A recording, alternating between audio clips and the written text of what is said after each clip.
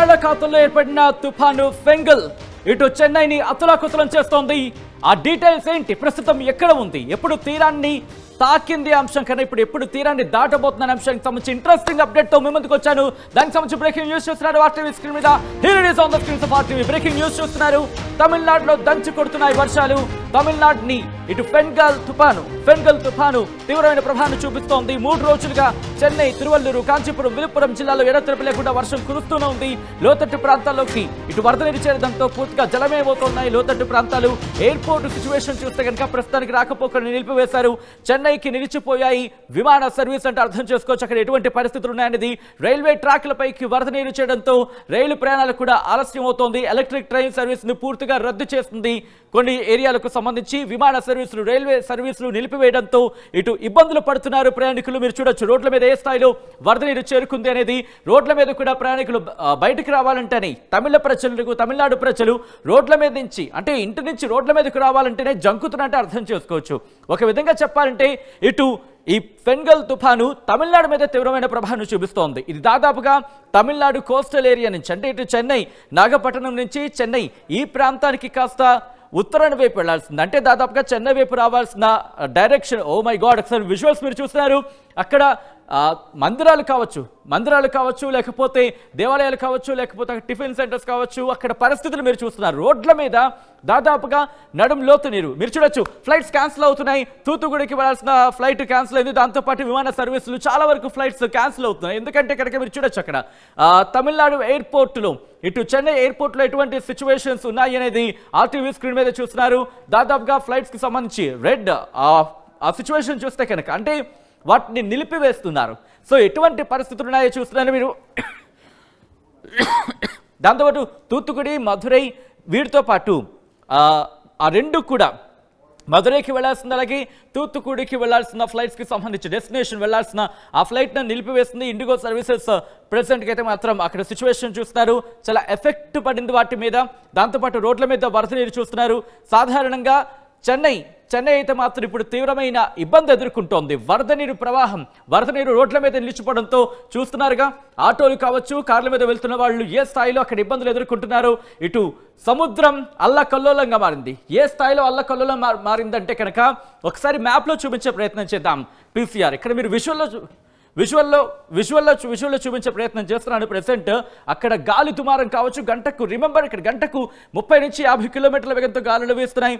దాంతోపాటు ఆ సిచ్యువేషన్ మీరు చూడొచ్చు. ఇక్కడ మీరు సిచ్యువేషన్ చూస్తే కనుక ఇదిగోండి, దాదాపుగా చాలా దగ్గరగా ఉంది.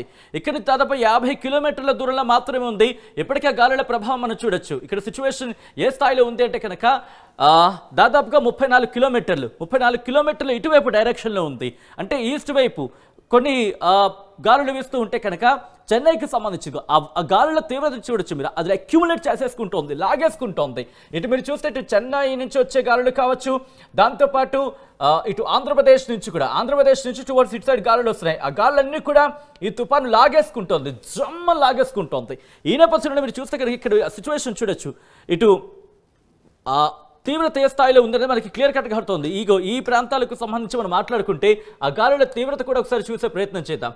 సరే, గాలుల తీవ్రతకు సంబంధించి మాట్లాడుకునే ప్రయత్నం చేసినప్పుడు ఇక్కడ సిచ్యువేషన్ మనకి క్లియర్ కట్గా అర్థమవుతుంది. ఎందుకంటే ఒకచోట కాదు, దాదాపుగా ఇక్కడ సిచ్యువేషన్స్ మరక్కడం కావచ్చు, దాంతోపాటు చెన్నై ఇక్కడ ఈ ప్రాంతాల్లో ఎటువంటి సిచ్యువేషన్ ఉందో మనకి క్లియర్ కట్గా అర్థమవుతోంది. సో ఇక్కడ ఒకటే చెప్పదలుచుకుంటోంది, గాలుల తీవ్రత బీభత్సంగా ఉంది. దాంతోపాటు ఆ ప్రాంతాలకు సంబంధించి వాహనాలు ఎక్కడికక్కడ నిలిపివేశారు. మీరు చూడొచ్చు, రోడ్ల మీదే వాహనాల్ని వదిలేశారు. ఎందుకంటే అంతటి పరిస్థితులు ఉన్నాయి. లోతట్టు ప్రాంతాల్లోకి వరద నీరు చేరుకుంటోంది. రోడ్ల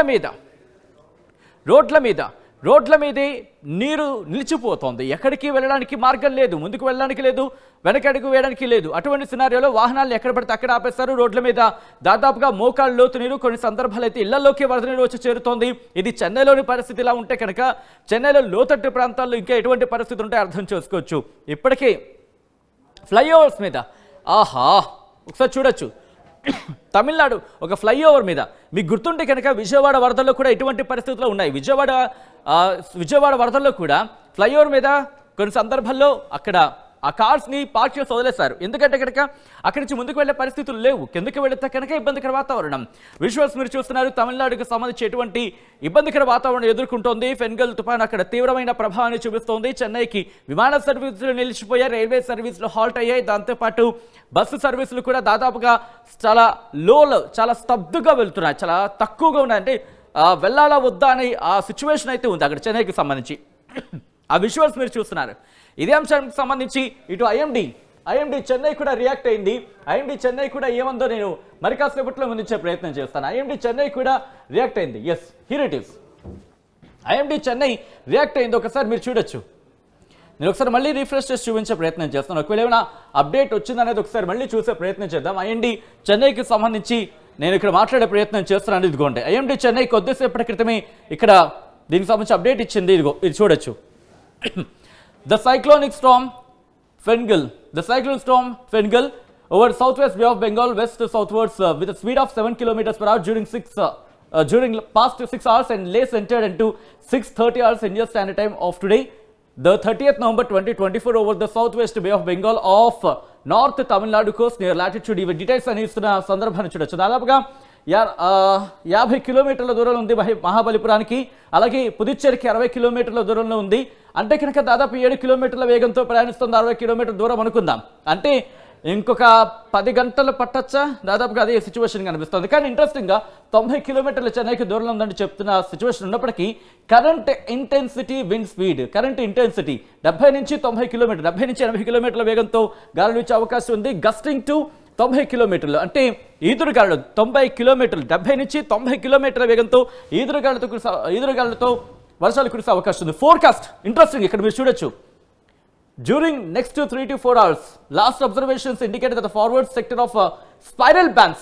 Interesting, spiral bands అంటే ఇప్పుడు తుఫాన్ ఇలా ఉంది కదా, గింగిరాలు కొడుతోంది కదా, ఆ తుఫాన్కి సంబంధించి గింగిరాలు ఉంటాయి కదా, అవి టచ్ అయింది అనేది చెప్తోందన్నమాట. The latest observation indicates that the forward sector of a spiral bands associated with the cyclone has entered into the land.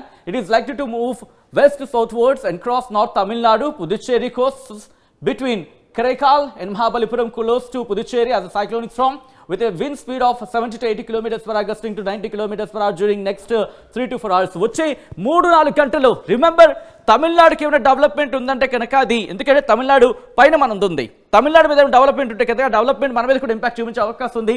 వచ్చే 3-4 గంటల్లో కూడా తీరం దాటే అవకాశం ఉందంటూ కూడా తీరాన్ని దాటే అవకాశం. ఎందుకంటే ఆ స్పైరల్ బ్యాండ్స్, తుఫానుకున్న స్పైరల్ బ్యాండ్స్ ఇప్పటికీ తీరాన్ని తాకాయి అనేది చెబుతోంది ఐఎండి. దాంతోపాటు సైక్లోన్ అనేది తీరాన్ని దాటడానికి ఇంకా 3 నుంచి 4 గంటల పట్టే అవకాశం ఉందని చెప్పి వాతావరణ శాఖ చెబుతోంది. The system is being continuously monitored by the Doppler weather radar Chennai అంటూ కూడా చెప్తున్న సినారీ ఉందంటే అర్థం చేసుకోవచ్చు. కొద్దిసేపటి క్రితమే 7 గంటల 20 నిమిషాలకి ఇది ఐఎండి చెన్నై ఇచ్చిన రిపోర్ట్ నేను మీకు చూపించే ప్రయత్నం చేస్తున్నాను. 7 గంటల 20 నిమిషాల ప్రాంతానికి చెన్నైకి ఇంకా వర్షాలు కంటిన్యూ అవకాశం ఉంది. మరి ముఖ్యంగా తీరం దాటిన తర్వాత మరింత వర్షాలు పడే అవకాశం ఉంది. కొద్ది గంటల వరకు కూడా దాని ఇంపాక్ట్ ఉంటుంది. తీరం దాటిన తర్వాత ఆ స్పైరల్ బ్యాండ్స్ ఉంటాయి కదా, సైక్లోన్కి సంబంధించి, ఆ తుఫానికి సంబంధించి స్పైరల్ బ్యాండ్స్ ఉంటాయి, అవి కూడా వెళ్ళిపోయేంత వరకు కూడా దాని ఇంపాక్ట్ ఉంటుంది. ఈ సందర్భంలో గంటకు 70 నుంచి 80, 90 కిలోమీటర్ల వేగంతో ఈదురుగాలులతో కూడిన వర్షాలు కురిసే అవకాశం ఉంటుంది. సో దానికి సంబంధించి మీరు ఒకసారి ఇక్కడ చూపించే ప్రయత్నం చేస్తున్నారు. ఒకసారి మీరు మ్యాప్లో చూసే ప్రయత్నం చేస్తే కనుక విండ్ స్పీడ్స్ ఏ స్థాయిలో ఉన్నాయో మీరు ఇక్కడ చూడొచ్చు. సో ఇక్కడ మనకు సిచ్యువేషన్ చూస్తేనే దాదాపుగా అర్థమైపోతుంది ఎటువంటి పరిస్థితి ఉంది అనేది. ఒకసారి మీరు చూస్తున్నారు ఆర్టీవీ స్క్రీన్ మీద ఎక్స్క్లూజివ్గా మీకు చూపించే ప్రయత్నం చేస్తున్నాను. జూమర్స్ సాయంతో మీకు నేను చూపించే ప్రయత్నం చేస్తున్నాను ఇక్కడ ఎటువంటి విండ్ స్పీడ్ ఉంది అనేది. ఒకసారి నేను దానికి సంబంధించి ఒకసారి చూద్దాం. ఇక్కడ మీరు చూస్తే కనుక మనకు అర్థమవుతుంది విండ్ స్పీడ్ ఏ స్థాయిలో ఉంది అనేది. ఓకే, ఇదిగో ఓకే, విండ్ స్పీడ్ ఇదిగో ఇక్కడ మీరు చూస్తే కనుక 32 కిలోమీటర్లు గంటకనేది ఇక్కడ మనకి చూపిస్తోంది. సో దాంతోపాటు ఇటు చెన్నై మీద ఇంపాక్ట్ అయితే ఉంది, మన ఆంధ్రప్రదేశ్ మీద ఆంధ్రప్రదేశ్కి సంబంధించి తర్వాత మాట్లాడుకునే ప్రయత్నం చేద్దాం. ఎందుకంటే తమిళనాడు మీద ఆ పరిస్థితి మీరు చూస్తే కనుక తిరువన్నమలై వరకు కూడా ఇంపాక్ట్ అనేది ఉంది. తిరువన్నమలై దగ్గర దాదాపుగా దీని ప్రయాణాన్ని దీని గమ్యాన్ని ఇక్కడ ముగించవచ్చు అనేది మనకు అందుతున్న సమాచారం. కానీ మీరు ఇక్కడ గమనిస్తే కనుక ఇంట్రెస్టింగ్గా 7 కిలోమీటర్లకు పడిపోయింది. అంటే 10 నుంచి 2కు పడిపోయింది, 2 నుంచి మళ్ళీ 13కు ఎగవాకింది, 15 కిలోమీటర్ల వరకు వెళ్ళింది. ఆ తర్వాత మళ్ళీ 10 కిలోమీటర్ల స్పీడ్కి పెరిగింది, కాస్త హెచ్చు తగ్గులున్నాయి. ఇప్పుడు 7 కిలోమీటర్లు అంటే గంటకు 7 కిలోమీటర్లు కదులుతోంది. చాలా చాలా స్లోగా కదులుతోంది. కానీ స్లోగా కదిలినప్పటికీ కూడా ఆ ప్రభావం మాత్రం ఎక్కడా తగ్గట్లేదండో. ఇది మనం ఇక్కడ మాట్లాడుకోవాల్సిన ఫెంగల్కి సంబంధించి ఇంట్రెస్టింగ్ ఏంటంటే అది మెల్లిగా కదులుతోంది, కానీ దాని ప్రభావం ఎక్కడ మాత్రం తగ్గటం లేదు. దాని ప్రభావం దానిలాగే ఉంది. ఎలా అంటే కనుక సపోజ్ ఒక బాంబు తీసుకుందాం. ఏదో ఒకటి బాంబు ఒక ఫోర్స్తో విసిరారు అనుకుందాం.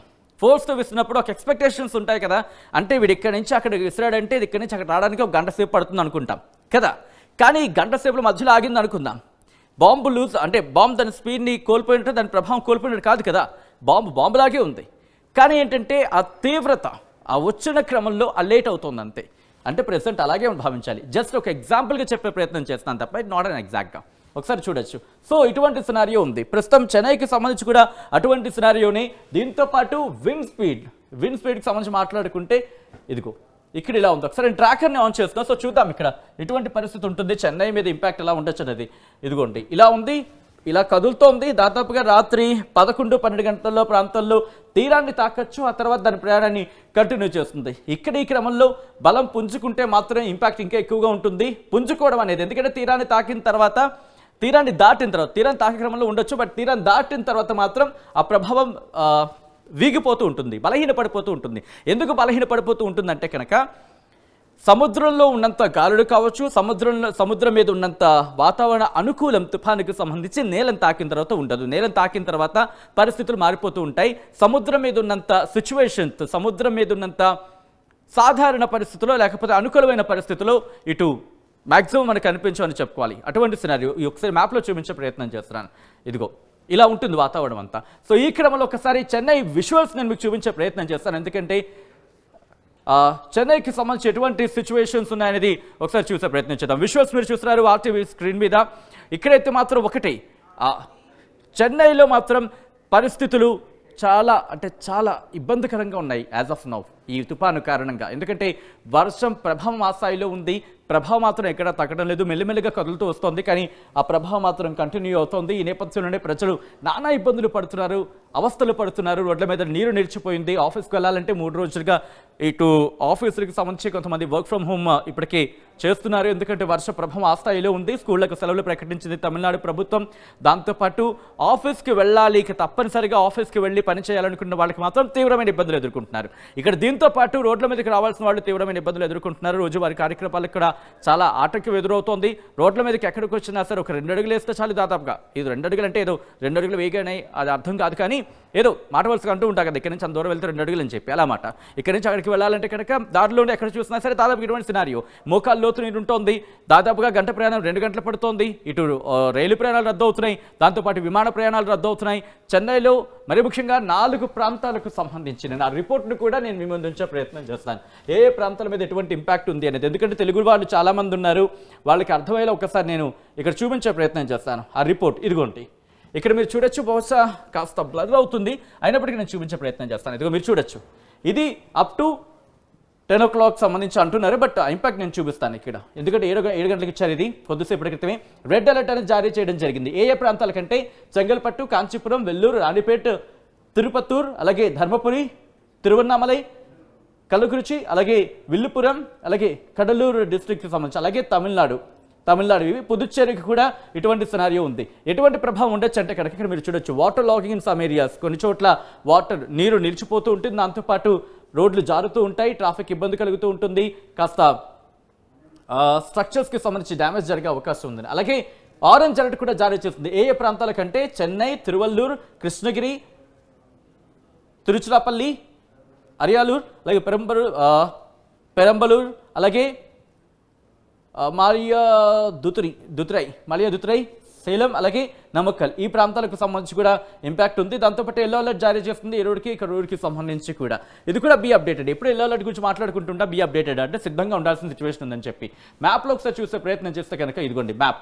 ఇక్కడ సిచ్యువేషన్ మీరు చూడొచ్చు. పూర్తిగా ఇటు పశ్చిమ తమిళనాడు మీద ఇంపాక్ట్ ఎక్కువగా మనకి కనిపిస్తోంది. తీరాన్ని తాకే క్రమంలో అఫ్కోర్స్ ఇంపాక్ట్ ఎందుకంటే పశ్చిమ వైపు వెళ్తుంది కాబట్టి ఆ ఇంపాక్ట్ అటు ఉండే అవకాశం ఉంది. ఇది దీంతో పాటు ఇంకా ఏమంటుంది అనేది ఒకసారి నేను కాస్త ఇంకా డీటెయిల్గా చూపించే ప్రయత్నం చేస్తాను. ఆ తీరానికి సంబంధించి తాకే క్రమంలో ఇప్పటికే ఇటు చాలా అత్యధిక స్థాయిలో వర్షాలు నమోదవుతున్నాయి. ఇటు కొద్దిసేపటి క్రితం ఇచ్చిన ఆ వీడియో ఇది. సో దాదాపుగా ఈ రోజు మాత్రం ఇంపాక్ట్ అయితే మాత్రం కనిపిస్తోంది తమిళనాడు మీద.